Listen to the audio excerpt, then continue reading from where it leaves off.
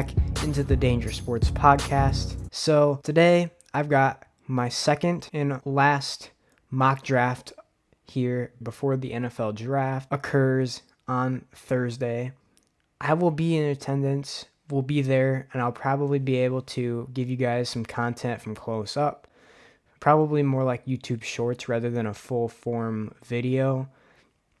Lots we have to discuss here, so let's get right into it. And number one, I have USC quarterback Caleb Williams. That is exactly who has been projected to go number one for months now to Chicago. I don't see that being changed, and I don't think there's too much that you have to talk about other than the fact that he is the best quarterback in this draft.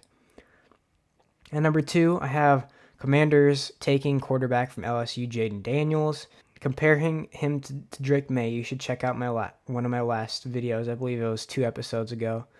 But we talked about the comparison if Jaden Daniels or Drake May in my mind is better. I have May a little bit above Daniels, but the Commanders seemingly are more interested in a guy like Daniels than May from what we've seen in reports. And I think that it's probably about an 80% chance, if I had to guess, that they're taking Jaden Daniels. And number three, I have the Patriots taking quarterback Drake May. They have some options here. They could go trade down. I doubt they'd do that. I think the most likely thing that they do here is take quarterback, the third one that comes, and I think that will be Drake May here, and I think it'll be too good to pass up on. I know their offense is really bad right now, but they still have some other picks later in the draft and some spots they can fill with free agent signings to help out the rookie quarterback. And number four, I have the best non-quarterback by far in this draft in my mind. That is Marvin Harrison Jr. from Ohio State. The top 3 receivers are all very close, but I think from what we've seen, Harrison has separated himself. And number 5, I have my first trade. I have the Vikings moving up from number 11 to get their quarterback of the future in J.J. McCarthy. I have the Vikings giving up picks 11 and 23 to move up to 5 to get the 4th quarterback off the board. And then in this scenario, that is J.J. McCarthy. At number 6, I have the Giants sitting there and taking Malik Neighbors from LSU. My opinion is that he's the second best receiver. There are some people that say that Rome Odunze is the second best receiver. I tend to disagree. My number 2 receiver is Neighbors. He's more explosive. Sure, he's not as big and has as much of a catch radius, but he's got, in my mind, he's got more of a potential in the NFL to be a number 1 receiver. At number 7, I have the Titans taking offensive tackle from Notre Dame. That is Joe Alt. And in my mind, he has definitely separated himself as the number 1 offensive tackle in this draft. And I don't see a scenario, being honest, that he falls past 7. I think the Titans are getting a slam dunk pick at number 7. Joe Alt is one heck of a player.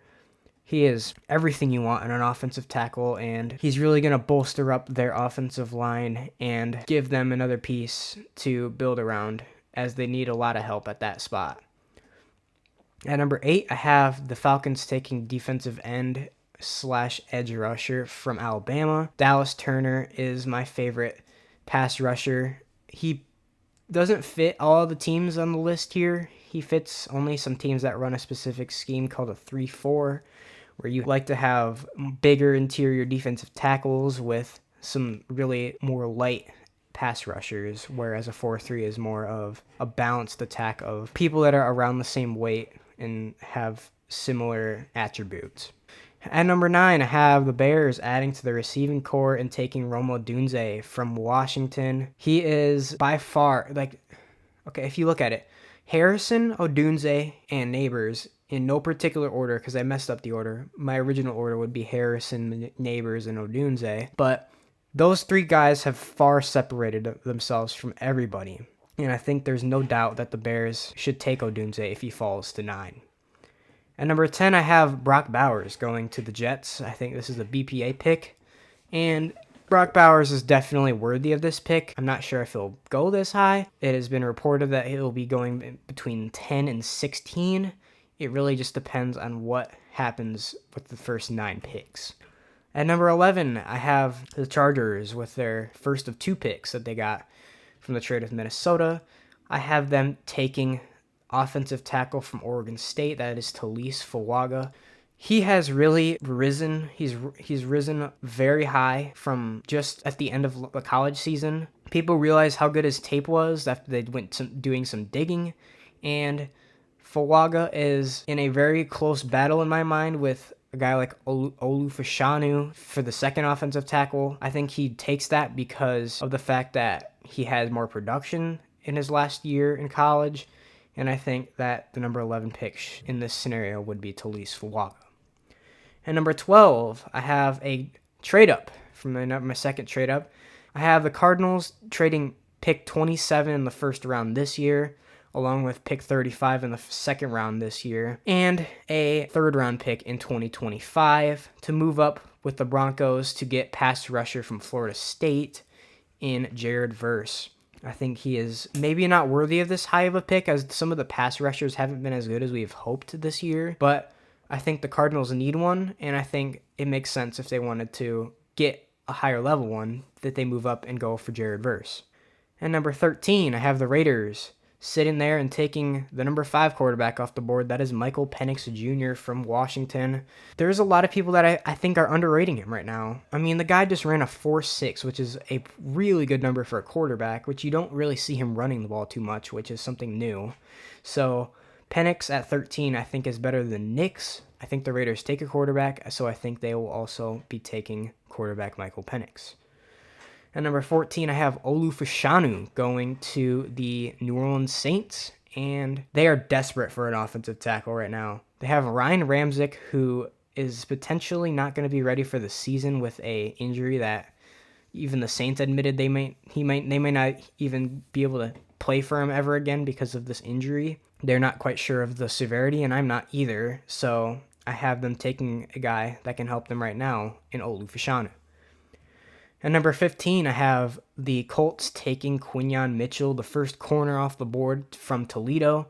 Another riser from the last few weeks, as Mitchell has separated himself from guys like Terrion Mitchell, guys like Nate Wiggins, and Kool-Aid McKinstry. I think he is better than them, and I think the traits pop off when you look at his tape.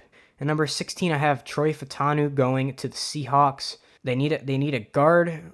If they don't want to play him at guard, they can also play him at tackle. That is his primary position in college. So I could see him going there. I'm just not sure where he would play. And number 17, I have the Jaguars taking a receiver in Brian Thomas Jr. They have Gabe Davis, they have Zay Jones, and they have Christian Kirk. I think if you get a number 1 guy like Brian Thomas, you can move down Gabe Davis to number 2 where he best fits, Christian Kirk to number 3, or you could actually argue that Kirk is better than Davis. It's probably pretty close. And then Zay Jones at the 4. I think that makes a little bit more sense for them. I really like the skill set that Brian Thomas brings. At number 18, I have the Bengals taking Byron Murphy II from Texas. He has emerged as the number 1 defensive tackle in this class. I think that is a pretty big need after they lose DJ Reader. They need to draft a defensive tackle in the first couple rounds, and why not take the best one available in Byron Murphy? We have our third and final trade here, as we have the Broncos moving from 27 as they give up a second-round pick in 2025 to move up and get Bo Nix, as I only see this happening because Nix has a ability to go to the Rams, and I don't think that the Broncos want to risk him falling to number 27, as they really, really need a quarterback, and I would not be the slightest bit surprised if they take one in round number 1. At number 20, I have the Steelers taking J.C. Latham from Alabama. I've seen him go as high as the early teens. I disagree with that. I think he is probably going to go a little later because of the fact that he's primarily a right tackle, and it is much harder to find a guy who can play left tackle. We don't know. J.C. Latham could play left tackle, but we're not sure. You want to see your left tackles be more prominent than your right tackles. At number 21, I have the Dolphins taking another tackle off the board. That is Amarius Mims from Georgia. This dude has traits. 6'7". He's got everything you need to be a franchise tackle. I think they need to do this because the question marks are there with Teron Armstead with the injuries that he has pretty consistently. I think it makes sense for them to go with an offensive tackle at 21. At number 22, I have the Eagles taking a guy that has fallen pretty dang far because of injury concerns, and that is Leatu Latu, who is a early teens to top 10 talent who has fallen to 22 here because of the medicals. And he was at one point medically retired. I think there's concerns there, and I think that could carry and maybe make him fall a few spots in the draft. At number 23, I have the second of two picks for the Chargers after trading down with Minnesota. I have them taking Jerzon Newton from Illinois, who is very close to Byron Murphy in my mind. I think the edge would probably go to Murphy just because he played tougher competition and got similar production as Newton last year. At 24, I have the Cowboys taking another offensive tackle off the board in a stacked tackle class. That is Tyler Guyton from Oklahoma. It's a popular pick right now for the Cowboys, and it makes sense because they lost to Tyron Smith, and they need another guy opposite of Tyler Smith at tackle. So I think Tyler Guyton makes some sense here as a guy who can be a starter pretty much from day one if they want him to be. At number 25, I have Terrion Arnold going to the Packers. I think he's fallen a little bit. I think he's kind of switched places with Quinyon Mitchell as of late, but regardless, he's a really good player, and the Packers need some secondary help opposite of Jair Alexander. It makes some sense to me for them to go with a guy like Terrion Arnold. At number 26, I have the Buccaneers taking pass rusher from Penn State. We have them taking Chop Robinson, who is the definition of traits. This guy could be a massive failure in the NFL because he hasn't produced at all in college for the most part. But he has every ideal skill as far as his potential. He has everything that you could possibly want out of a guy who has the potential to be an elite pass rusher. He makes a lot of sense here. The Bucs need another pass rusher, and I think they could go with Chop Robinson at 26. At 27, with the Rams pick that they got from trading down, I have them taking another pass rusher, another Robinson, and Darius Robinson from Missouri. A bigger guy. I think there's a possibility they can move him to defensive tackle if he doesn't work at edge, or they could try to make him lose a little bit of weight because he is a bigger guy at the edge. I think that if they pick him, they could use him different positions, and I think that could be pretty important and a real reason that they could take Robinson here at number 27. At 28, I have a receiver going for the first time in 11 picks to the Bills. That is A.D. Mitchell from Texas, the first of two receivers coming from Texas. I think you guys have a pretty good guess of who the second is. A.D. Mitchell has an unbelievable relative athletic score, or RAS. He measured in so well at the combine. One drop in his entire college career. Unbelievable. He's got such consistent hands. If you watch that game against Washington, he's making plays like pretty much every play he's making some absurd play. That was an unbelievable game for him, and he's only going to be able to get better with Josh Allen as his quarterback. At 29, I have another corner, and that is Kool-Aid McKinstry going to Detroit. I have them taking a corner.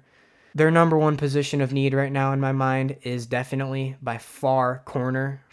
They added some pieces last year. We thought they were going to be good. They were not good in the secondary. They lost C.J. Gardner-Johnson. They need pieces. I could see them taking Cooper DeJean here. He is still on the board in my mind in this draft. But I think I've continuously given them Kool-Aid McKinstry. I feel like he fits them really, really well. At number 30, the Ravens are taking Cooper DeJean, as I just talked about last pick with the Lions, and Cooper DeJean is very versatile. He can play safety opposite of Kyle Hamilton, or he can play corner where I think he would most likely fit for the Ravens in particular.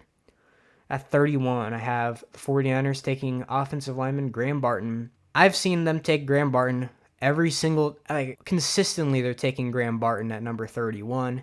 He makes a lot of sense for them because they already have a really good roster, and he's a guy who can either be a backup as a rookie at multiple positions at tackle, guard, and center, or they can even plug him in and play at a starting position if they really wanted to. My last but not least pick is Xavier Worthy to the Chiefs. Man, would this be fun with Xavier Worthy catching passes from Mahomes. This dude is lightning fast. 4.21 broke the NFL record set by John Ross a few years ago. And he, as in Xavier Worthy, is not as productive as A.D. Mitchell. He's definitely a riser after he ran that 4.21. Unbelievable speed as we saw. We'll see what if his route running is up to the level that his speed is when he gets into the league and the Chiefs are able to utilize him if they take him. That will sum up my first round final mock draft of the 2024 NFL season. Let me know what you guys think down below. Rate my picks. Tell me how I did in the comments. Make sure you subscribe, like the video, and see you guys in the next one. The next one could be me live at the draft. We shall see. I'll let you guys know. If there's nothing, then there's nothing. If it's coming on Thursday. Thank you guys for watching. See you guys in the next one. Bye.